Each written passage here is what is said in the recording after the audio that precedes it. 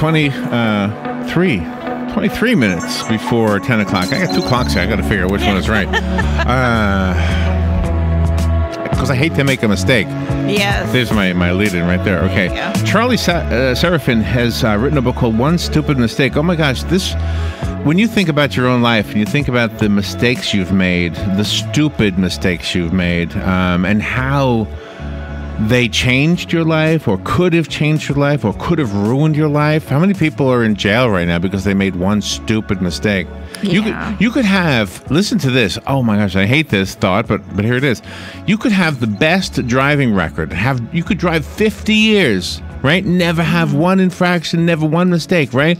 And then let's say you look down at your phone, make a stupid mistake, have an accident, and it could be horrible. So, and it doesn't matter how good you've been all along. It still can definitely give you problems. How about that? Charlie Seraphin is an award-winning broadcast journalist. He helped negotiate the release of children from the Branch Davidian compound in Waco, Texas. Oh my gosh. He lived with monks in a New Mexico monastery where he trained hummingbirds. I love that. Whoa, part. I didn't know you could train a hummingbird. He is an adjunct professor of sports management for 3 years at Flagler College here. In St. Augustine. Yeah. He produced record sales revenues for the Texas Rangers and the Kansas City Royals baseball. This is like Forrest Gump. He's been all over the place. He's amazing. One Stupid Mistake. It's Charlie Seraphin. Good morning, sir. This is an outstanding book, by the way. Good morning, Charlie. Good morning, Larry. Thank you so much for having me on. Oh, you're welcome. Where are you? I am in Oceanside, California. Did you grow up there? No, I actually ran a couple of radio stations here years ago, about 25 years ago, and my wife's family is from California, and so after about 8 years in St. Augustine, we've moved back here so she'd be closer to her mother.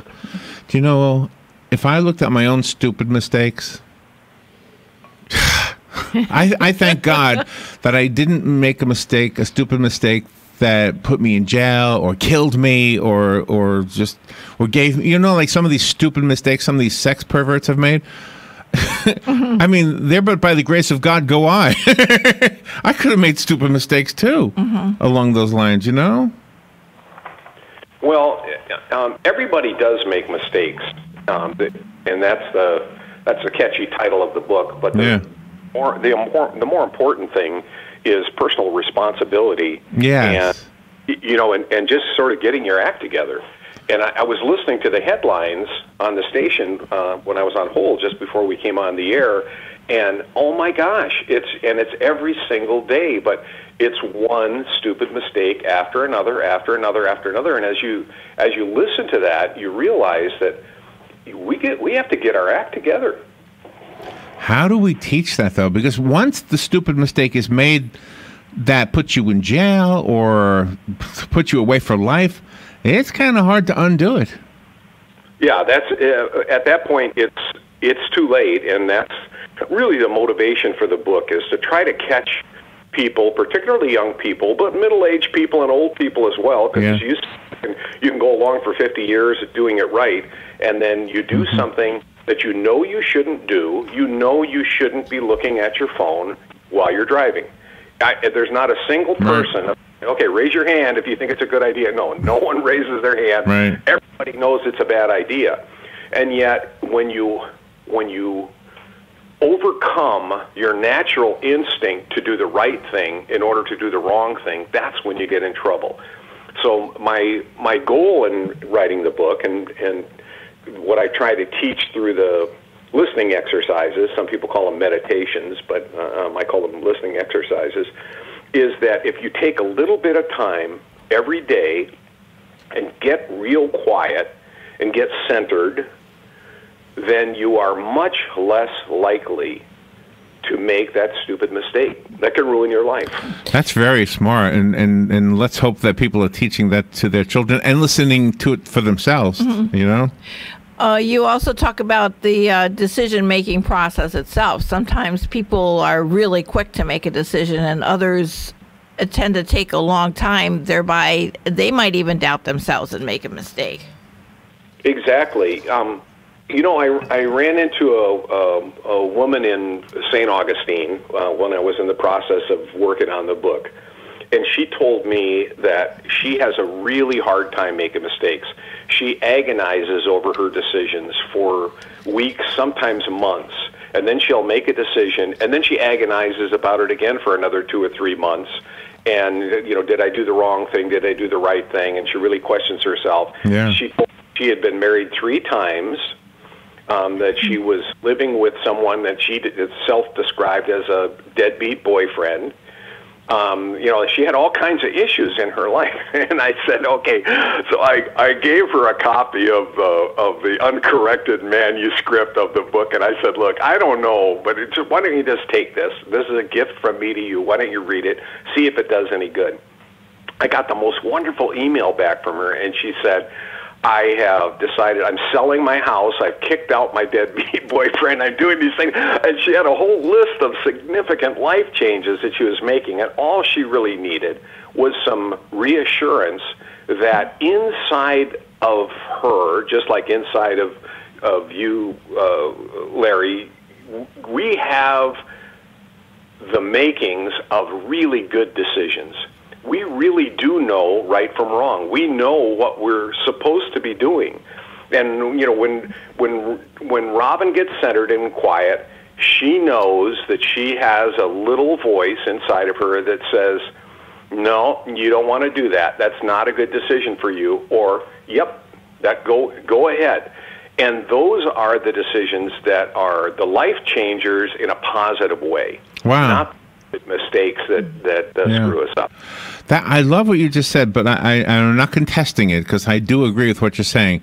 But I'm wondering if it's easier when it's an anger-related potential mistake as opposed to like a career potential mistake. I mean, how many people say, I really want to leave this job and go to something else, but that might be a mistake. How do you know what I mean? The meditation in an anger mode would be almost self-explanatory. Don't do whatever it is that anger is making you do. But leaving a job for another job could be a mistake. Not having a child, and then 40 years later, that's a hard pill to swallow. Yeah, and those are all those decisions. We only call them stupid mistakes after time has passed. Not always, but in most instances, a lot of times we'll make a decision and we'll kind of go along with it and everything. And then we get down the road and we have more information, we learn more about ourselves, we grow, we evolve, and then we look back and we go, golly, that was really stupid. But here's the good news. Even if you make stupid mistakes, and guess what? Every single person on this planet makes stupid mistakes. It's been going on from the beginning of time, from the beginning of recorded history, we have stupid mistakes. But the good news is, if you really think about it and you look at you're talking about your career and your resume.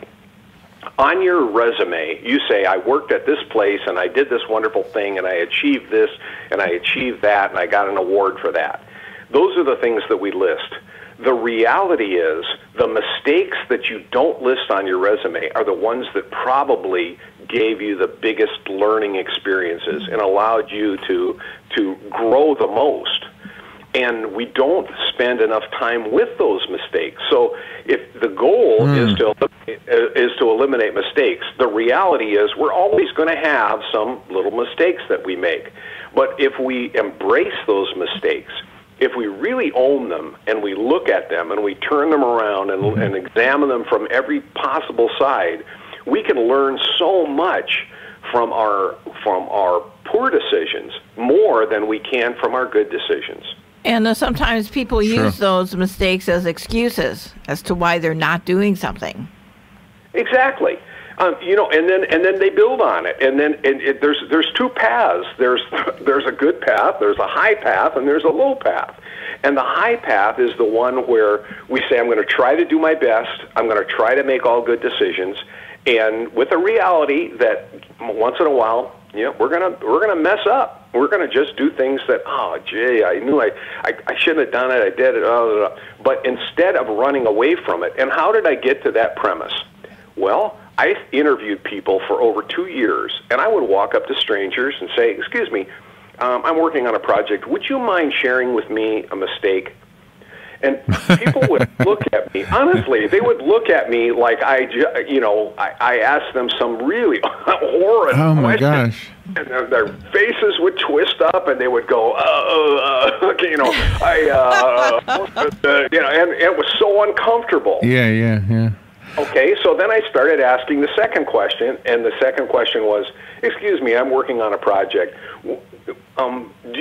Do you have a little voice that tells you when you're about to do something you know you shouldn't do?" And every single person, young people, old people, rich people, poor people, every socioeconomic demographic that you can imagine, every single human being answered yes. And that told me that we've got a secret. We've got a special little tool that we can get in touch with that will help us when we need to make decisions. The problem is we don't use the tool. Oh my gosh. Okay. How do you apply that, let's say, to raising a child? There's always going to be a debate about reprimands. What do you call it? Not punishment. When you're trying to be strict with a child for doing something wrong.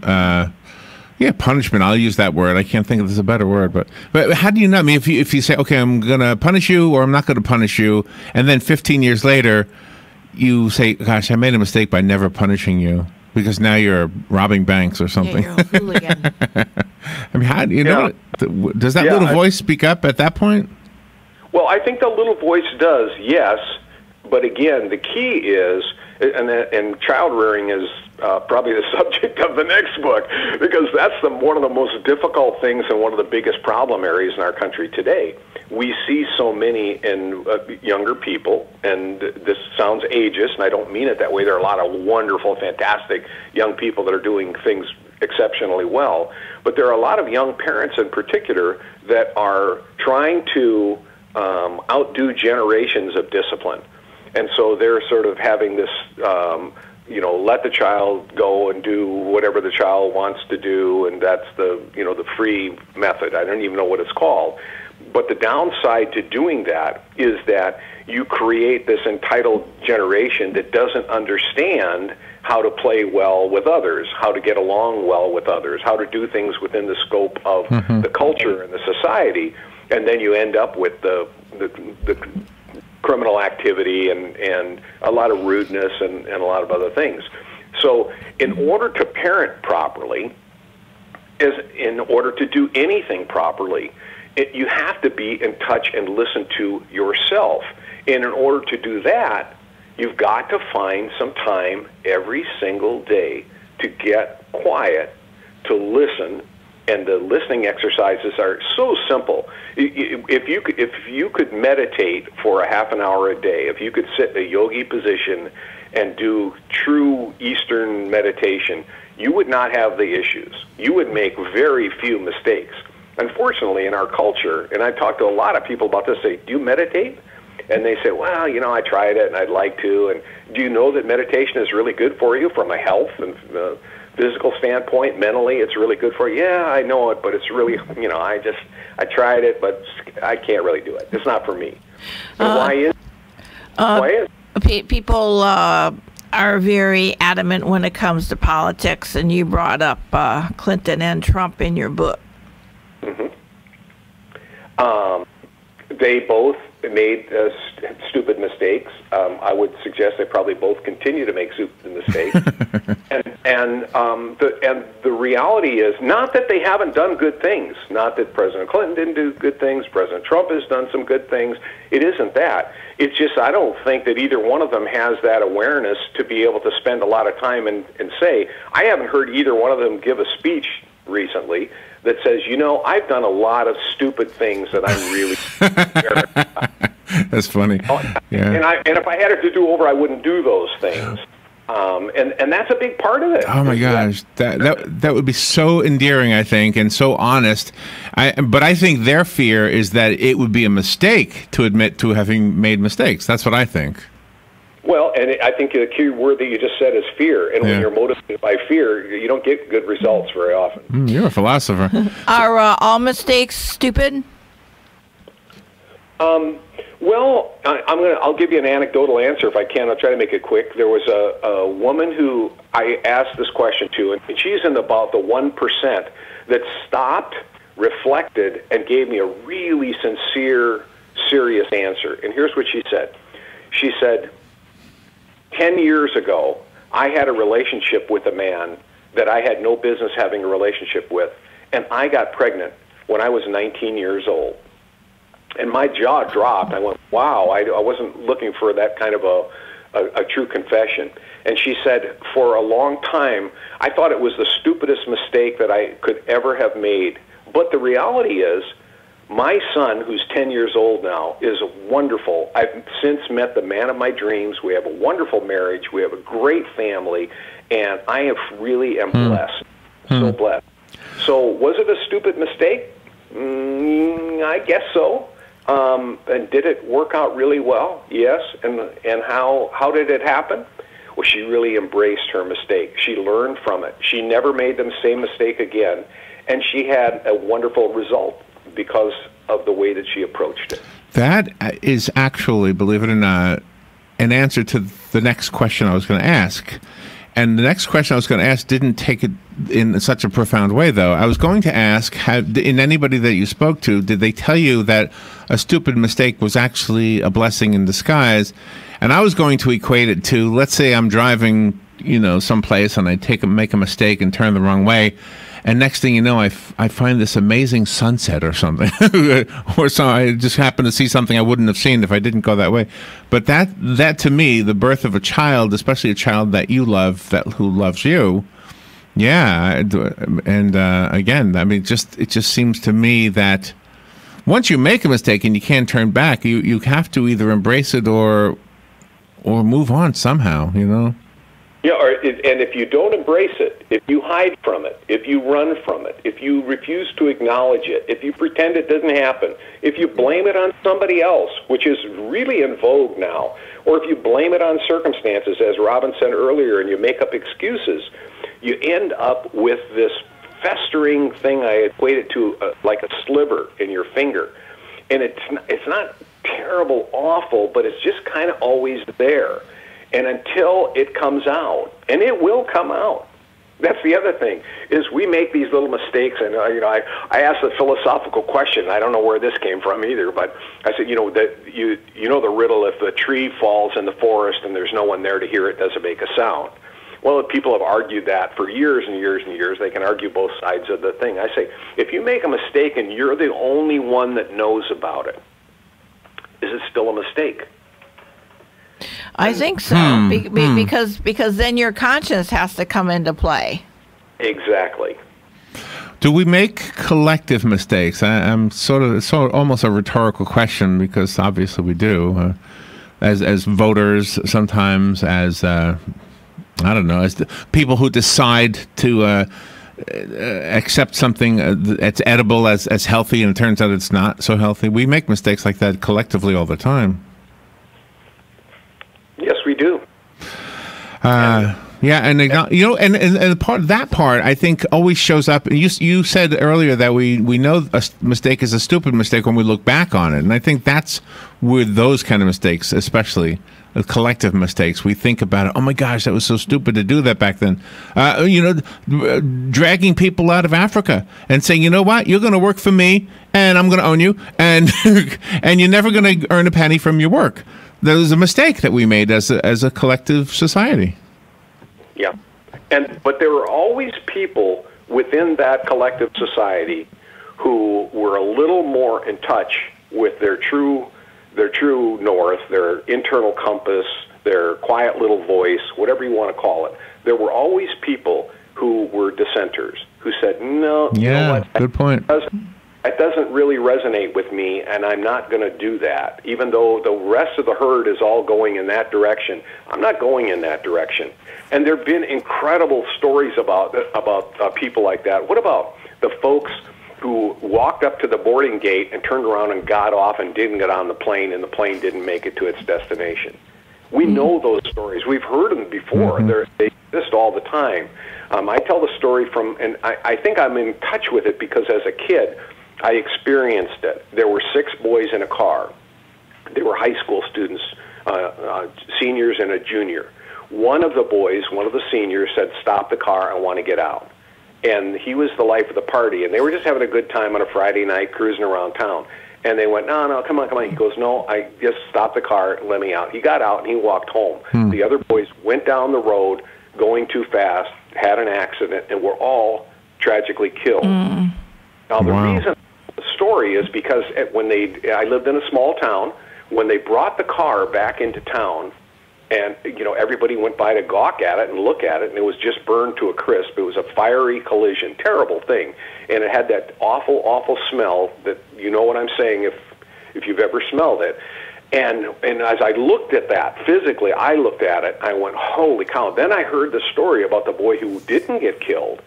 It just always, that's one of those things that stayed inside me, and I remembered forever and ever. And I said, well, why did Larry get out of the car? Larry never knew. He couldn't tell you. He just knew that he had to get out of the car. He had something pulling him so strong that he went to what he had always done before to get out of the car. Wow. And I suggest that every one of us has that little kernel inside of us, and the key is getting in touch with it.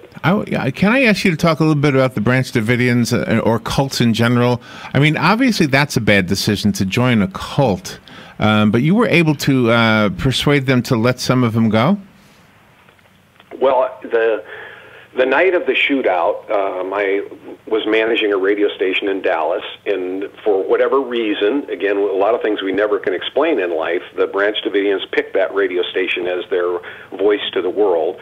When they wanted to have a ceasefire, they had the ATF contact us and said, "Hey, will you announce that there's a ceasefire on the radio so the Branch Davidians can hear it on their radio? They know it's true, and our guys have already stopped firing," and blah, blah, blah. So we built a little bit of trust. David Koresh, the leader of the cult, called into the radio station later that night, and I ended up having a very long conversation with him off the air.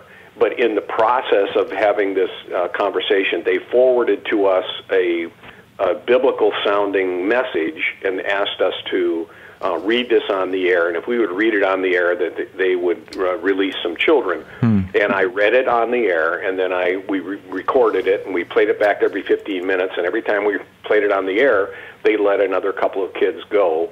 And so over the course of the evening, if you remember, and a lot of people don't even remember that because it was 25 years ago, but if you remember, there were cars that were coming out of the compound, and each one, and there were children in the back seat, and it was like a steady stream of cars. Every once in a while, they'd release some more. Well, that was the process by which about 20 kids were released that are now probably anywhere from 25 to 30 years old, and they're still alive today because they allowed them to go free. Wow. Well, that's an amazing story.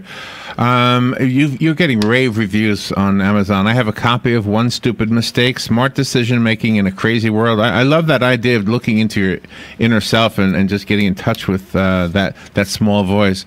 Charlie Serafin is the author. Call me if you want the copy that was sent to us. It's an uncorrected copy, so you have sort of a collector's item. I found it on Amazon. Do you have a website you want to recommend? Oh, onestupidmistake.com. That's easy enough. I'm glad that wasn't taken. Okay, now, I've always wanted to go to a nudist colony, but I haven't had the guts. But since you've been there playing volleyball, do you think that would be a mistake if I did or didn't go? I don't think it would be a mistake either way. I mean, I think if you've always wanted to do it, I think you should do it. And I'll tell you that that's a radio story, by the way. I was doing the news in the morning on a radio station in Miami, and the guy that I worked with said, he was always doing these challenges, and he challenged me to do this and challenged me to do that. We jumped out of an airplane. That was a challenge. And we went and trained with the Air Force. But he said, we're going to go to a nudist colony. And I said, okay. Robin, it would be like Larry saying to you, okay, here's the challenge. We're going to go and do this as part of our... After the show on Tuesday, we're going to go to a nudist colony. And I thought, oh, Lord. And I had a preconception of what a nudist colony was all about. And I was totally wrong. It was so different than anything I imagined. And I could tell that story for a half an hour, but I won't go into it. Oh, my gosh. When we went, the one thing that I think people don't realize is there's nothing sexual about it. There were grandparents there, and there were young people there, and these are people in Florida who just like being nude and being out in nature. So it was totally not sexual. They have rules. In fact, you can't even hold hands in the public areas of the camp. So there's no touching. There's no feeling. No, there's nothing going on that's lurid in any way. And my friend got his hair cut by a nude barber. we played volleyball with a mixed group of people, and it was healthy, and it was fun, and it was just so different than what your preconceived notion of a nudist camp. Oh, that's great. I'm doing it. What is it, camp or colony? What's the better one to go to, the nudist camp or the nudist colony? We'll have to look it up. That was a fun conversation, Charlie. Thank you for being on the air with us today. Thank you. Thank you so much. I very much appreciate it, and good luck to you. And keep in touch with that quiet little voice that you have inside. Yeah, Robin. Keep in touch with that one. Charlie, thank you so much. We'll be right back.